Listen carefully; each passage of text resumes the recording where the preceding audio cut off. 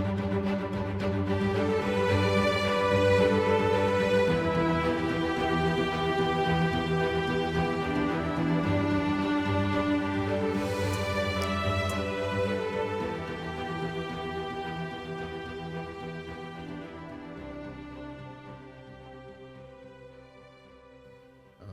appreciate everybody here today.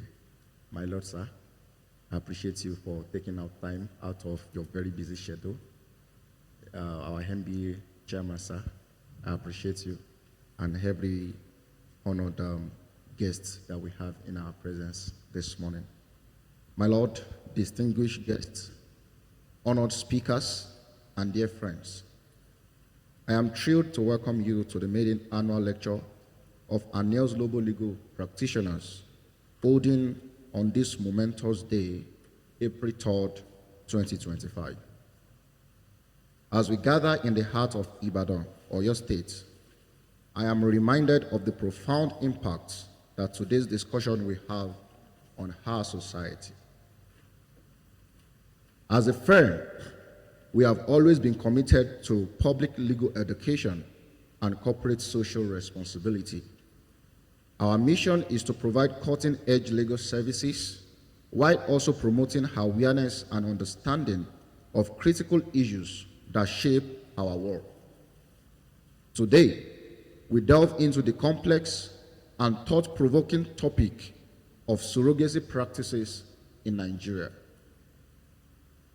Surrogacy, as a concept, seeks to address the poignant issue of infertility, a stigma that has ravaged countless lives, shattered homes, and perpetuated exploitation. As we navigate this intricate landscape, we must acknowledge the pressing need for regulation, one that clearly defines the scope, the practice, and potential risks associated with surrogacy.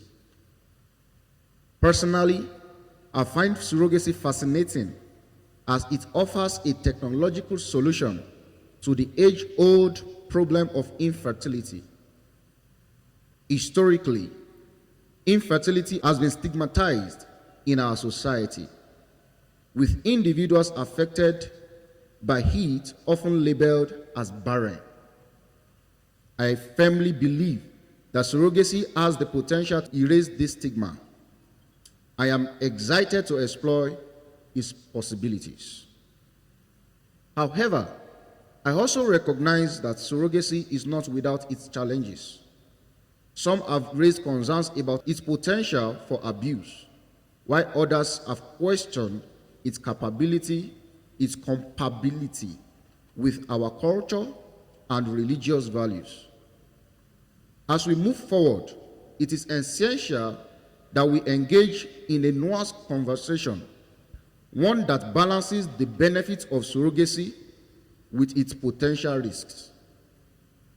In 2021, I started this radical movement of ensuring legal recognition of surrogacy in Nigeria, when I instituted the case of AB versus EF.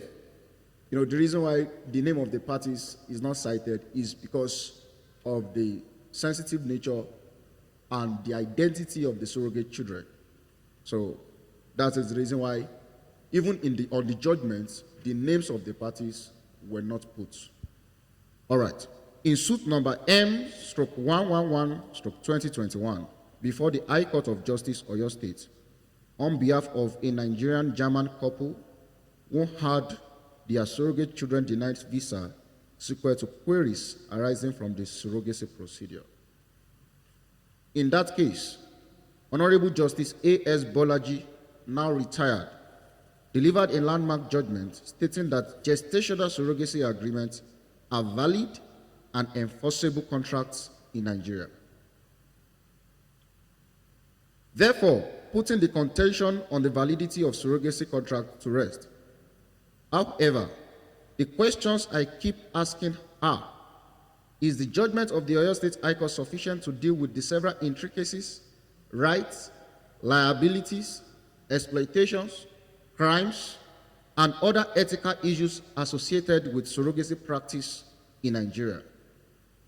How will these rights, liabilities, offenses, and penalties be enforced or prosecuted without a legislation clearly defining the scope and operation of surrogacy in Nigeria? I am confident that my concerns are that of others too, and we look forward not just to answers, but proactive measures from government and institutions concerned.